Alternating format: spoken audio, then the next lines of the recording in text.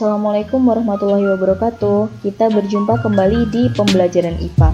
Kali ini kita akan belajar tentang klasifikasi makhluk hidup. Begitu banyak benda di sekitar kita.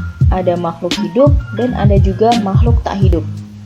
Untuk dapat membedakan keduanya, kita harus mengetahui ciri-ciri dari masing-masing makhluk. Makhluk hidup memiliki ciri-ciri yang lebih beragam dan tidak dimiliki oleh makhluk tak hidup. Karena keanekaragaman makhluk hidup di sekitar kita, untuk mempelajarinya kita dapat mengelompokkannya dalam sistem klasifikasi.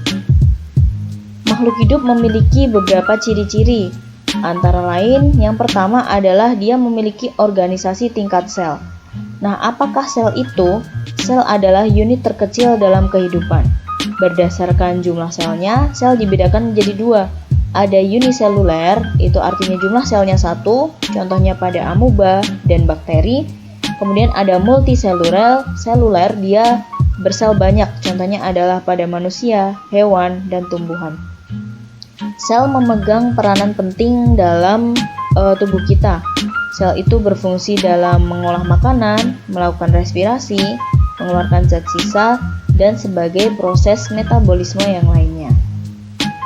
Ciri makhluk hidup yang kedua itu adalah bergerak.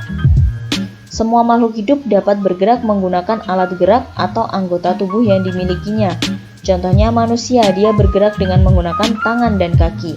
Ada hewan, tergantung jenis hewannya ya. Kalau di sini contohnya burung, dia bergerak dengan menggunakan sayap dan kakinya.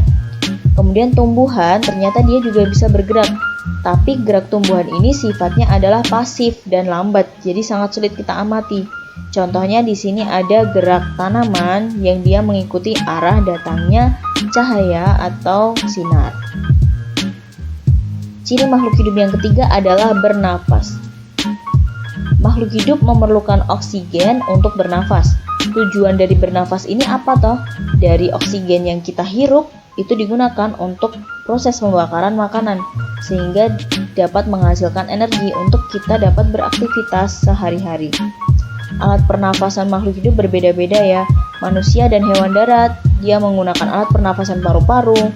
Ikan, dia menggunakan insang. Serangga, dia menggunakan trakea. Tumbuhan, dia menggunakan stomata yang ada di daun. Dan lentisel yang ada di batang. Ciri makhluk hidup yang keempat adalah membutuhkan makanan. Makanan itu sangat penting ya dalam kehidupan kita sehari-hari.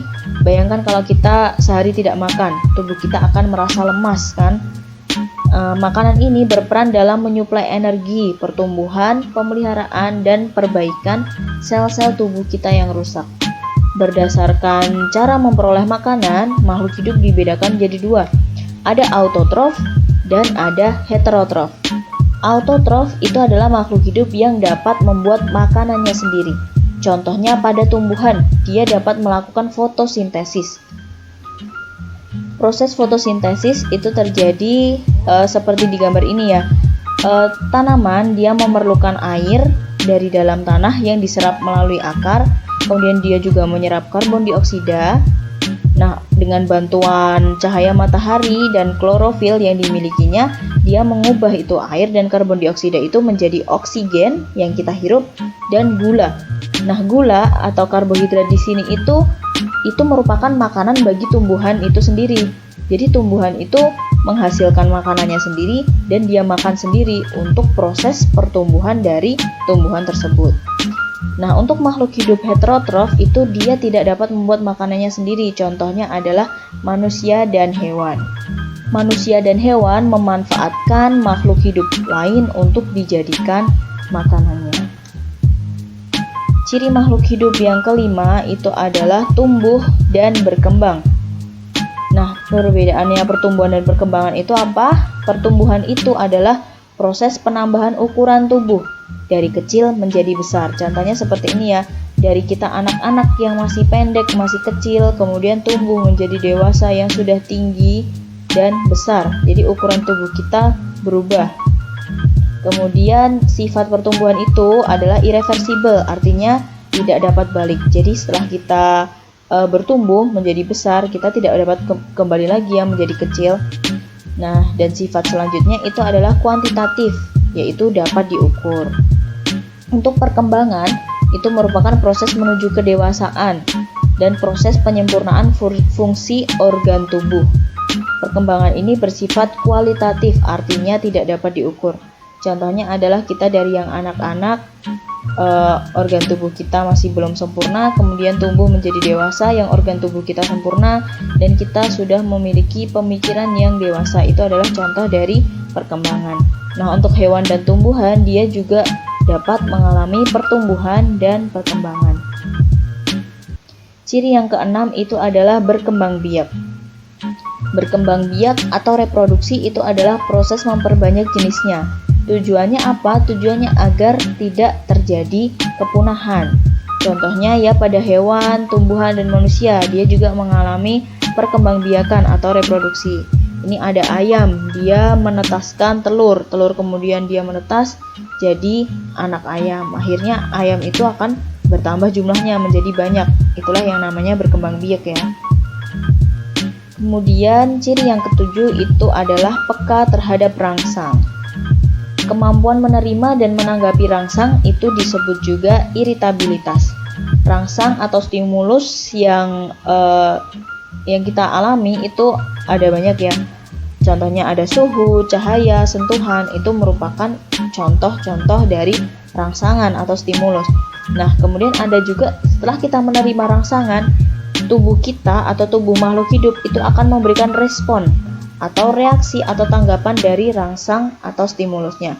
Contohnya apa? Ketika manusia diberikan rangsangan berupa suhu yang dingin, otomatis reaksi atau tanggapannya adalah tubuh kita menjadi kedinginan, dan otomatis kita akan menggunakan pakaian yang tebal dan atau menuju tempat yang hangat. Begitu juga hewan ya, ketika dia mengalami kedinginan, maka dia akan mencari tempat yang hangat. Contoh stimulus yang selanjutnya itu berupa sentuhan di daun putri malu ini ya. Ketika kita sentuh, daun putri malu akan menutup. Nah, menutupnya daun putri malu itu merupakan respon dari stimulus yang berupa sentuhan tadi. Ciri makhluk hidup yang kedelapan adalah mengeluarkan zat sisa. Ekskresi atau proses pengeluaran zat sisa itu adalah proses mengeluarkan zat sisa yang tidak berguna bagi tubuh. Zat sisa ini apabila tidak dikeluarkan itu bisa berbahaya bagi tubuh. Pada hewan dan manusia, contoh zat sisanya dapat berupa feses, urin, keringat, maupun karbon dioksida. Alat ekskresi pada manusia ataupun hewan itu dapat berupa ginjal, kulit, paru-paru, dan hati. Untuk tumbuhan, contoh zat sisa yang dikeluarkan itu adalah karbon dioksida dan uap air.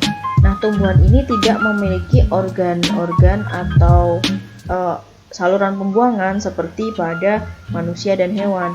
Jadi, zat sisa pada tumbuhan ini dikeluarkan melalui stomata dan lentisel. 9. Itu adalah memiliki siklus hidup. Nah, siklus hidup itu disebut juga rentang kehidupan.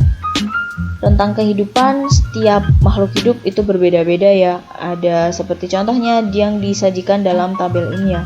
Ada bakteri, dia rentang kehidupannya cuma 20 menit. Ada lalat, dia rentang kehidupannya 1-4 bulan, dan seterusnya. Jadi, setiap organisme itu memiliki siklus hidup atau rentang hidup yang berbeda-beda. Sekian pembelajaran IPA pada kesempatan kali ini. Sampai jumpa di pertemuan berikutnya.